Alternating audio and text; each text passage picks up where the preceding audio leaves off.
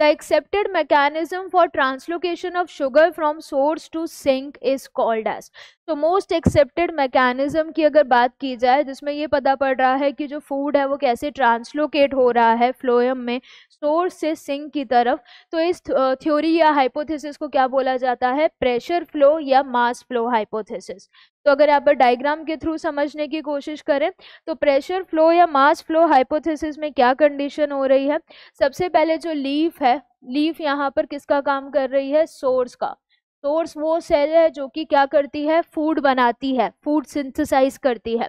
तो यहाँ पर क्या हुआ, लीफ की मीजोफिल सेल ने फूड सिंथेसाइज किया, फूड ग्लूकोज की फॉर्म में बना, ग्लूकोज कन्वर्ट हुआ किस फॉर्म में, सुक्रोज की फॉर्म में। अब जो सुक्रोज है वो मूव करेगा कंपेनियन सेल में एनर्जी खर्च करके, एक्टिव ट्रांसपोर्ट। देन इसी के साथ साथ जो कंपेनियन सेल है वो फ्लोएम की सीव ट्यूब सेल से कनेक्टेड है through plasmodesmatal connections, plasmodesmatal connection से कनेक्टेड है। तो ये जो सुक्रोज है ये कंपेनियन सेल से किस में आएगा, इस सीव ट्यूब एलिमेंट में आएगा। अब क्योंकि यहाँ पर सॉल्यूट कंसंट्रेशन, कौन से सॉल्यूट की कंसंट्रेशन, सुक्रोज की कंसंट्रेशन बढ़ गई है, तो उस वजह से जो एडजेसेंट जाइलम है, जो फ्लोएम के पास वाली जाइलम है, वहां से वाटर मूव करेगा इस सीव ट्यूब एलिमेंट में। तो वाटर यहाँ पर मूव करेगा बाय ऑस्मोसिस। तो ऑस्मोसिस होगा जिससे वाटर जो है वो एंटर कर जाएगा इस सीव ट्यूब एलिमेंट में। तो यहाँ पर इस पर्टिकुलर सीव ट्यूब एलिमेंट में क्या हुआ कि प्रेशर बढ़ गया, हाइड्रोस्टैटिक प्रेशर इंक्रीज हो गया। तो इस तरीके से जो प्रेशर फ्लो है, नाम प्रेशर फ्लो क्यों दिया गया है, क्योंकि एक ग्रेडियंट जनरेट हो रहा है हाइड्रोस्टैटिक प्रेशर में from one sieve tube cell to next sieve tube cell. तो इस तरीके से ये जो पूरा सैप यहाँ पर तैयार हुआ है सुक्रोज और वाटर का, वो एक सेल से दूसरे सेल में नीचे की तरफ आएगा, नीचे मतलब from source to the sink. तो यहाँ पर अब सिंक क्या है, रूट सेल है। तो ये मूवमेंट हुआ, ये था प्रेशर फ्लो, और मास और बल्क में मटेरियल मूव कर रहा है तो इसीलिए इसको मास फ्लो हाइपोथेसिस भी बोला गया है।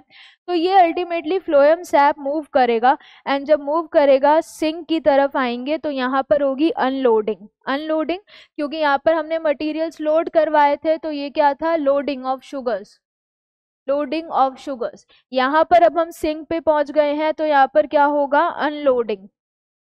अनलोडिंग, अनलोडिंग में क्या होगा, फिर से एक्टिव ट्रांसपोर्ट होगा, फिर से एनर्जी खर्च करके सुक्रोज को इधर कंपेनियन सेल में डाल देंगे और जो रिक्वायर्ड सिंक सेल है, रूट सेल है, वहां पर बेच दिया जाएगा। अब क्योंकि यहाँ से सुक्रोज चली गई तो यहाँ पर वाटर पोटेंशियल बढ़ गया, वाटर पोटेंशियल बढ़ गया तो वाटर फटाफट फिर मूव कर जाएगा एडजेसेंट जाइलम में।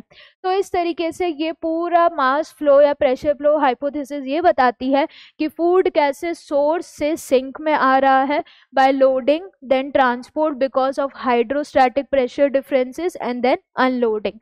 तो इसीलिए अगर हम यहाँ पर ऑप्शंस को देखें तो ऑप्शन क्या क्या है, एक्सेप्टेड मैकेनिज्म जिसमें ट्रांसलोकेशन हो रहा है शुगर का सोर्स से सिंक तक, उसको क्या बोला गया है, प्रेशर फ्लो हाइपोथेसिस, बिल्कुल सही। एंड मटेरियल मास या बल्क में फ्लो कर रहे हैं तो मास फ्लो हाइपोथेसिस।